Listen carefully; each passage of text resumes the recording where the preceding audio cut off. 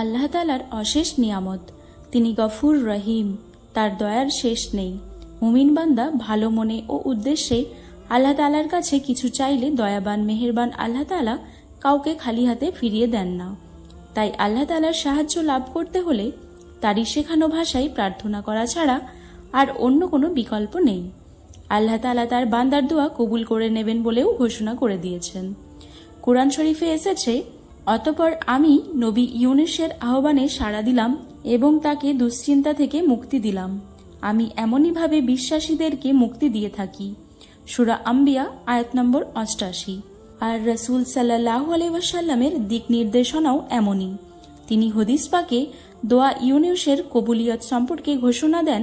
হযরত সাদ ইবনু আবি ওয়াক্কাস রাদিয়াল্লাহু তাআলা আনহু বর্ণনা করেন, রাসূল সাল্লাল্লাহু আলাইহি ওয়াসাল্লাম বলেছেন, আল্লাহ তাআলার নবী ইউনূস আলাইহিস সালাম মাছের পেটে থাকাকালে যে দোয়া করেছিলেন তা হলো, তুমি ব্যতীত কোনো মাবুদ নেই, তুমি অতি পবিত্র, আমি নিশ্চয়ই জালিমদের দলভুক্ত।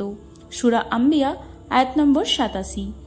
যে কোনো মুসলিম ব্যক্তি কোনো বিষয়ে কখনো এই দোয়া করলে অবশ্যই আল্লাহ তাআলা তার দোয়া কবুল করবেন।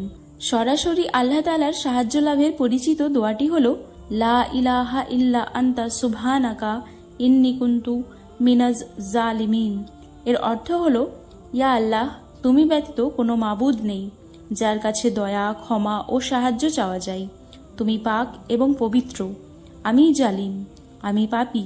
সুতরাং চরম বিপদে হযরত ইউনূস আলাইহিস সালামের সাহায্য চাওয়ার এই দোয়াটি পড়লে মহান আল্লাহ তাআলা ওই বান্দার প্রার্থনা কবুল করে নেবেন। কেননা মহান আল্লাহ তাআলা কোরআনে তার প্রার্থনা কবুল করে নেওয়ার পাশাপাশি মুমিন বিশ্বাসীদের প্রার্থনা কবুল করে নেওয়ারও ঘোষণা করে দিয়েছেন। এই দোয়াটি দোয়া ইউনূস নামে ব্যাপক পরিচিত। ইমানদার বান্দা কোনো সমস্যায় পড়ে আল্লাহ তাআলার কাছে এই দোয়া পড়লে আল্লাহ তাআলা তার প্রার্থনা কবুল করে নেবেন। আর বিশ্বনবীও হাদিস পাকে দোয়া কবুল হওয়ার ব্যাপারে দিয়েছেন নিশ্চয়তা। সুতরাং মুমিন মুসলমানের উচিত মহান আল্লাহ তাআলার কাছে সরাসরি সাহায্য লাভে তারই শেখানো ভাষায় উল্লেখিত দোয়াটি বেশি বেশি পড়া, মহান আল্লাহ তাআলার সাহায্য লাভ করা। আল্লাহ তাআলা মুসলিম উম্মাহকে হযরত ইউনূস আলাইহিস সালামের এই দোয়াটি বেশি বেশি পড়ে আল্লাহ তাআলার একাত্মবাদের ঘোষণা দিয়ে বিপদ থেকে বাঁচার তৌফিক দান করুন। আমিন। আজ এই পর্যন্ত। সকলে ভালো থাকুন, সুস্থ থাকুন। আবার ফিরছি একটি নতুন ভিডিও নিয়ে। এইরকম আরও ইসলামিক ভিডিও পেতে আমাদের চ্যানেলটি সাবস্ক্রাইব করে পাশে থাকা বেল আইকনটি প্রেস করে দিন, যাতে যখনই কোনো নতুন ভিডিও আসবে সর্বপ্রথম আপনার কাছে পৌঁছায়।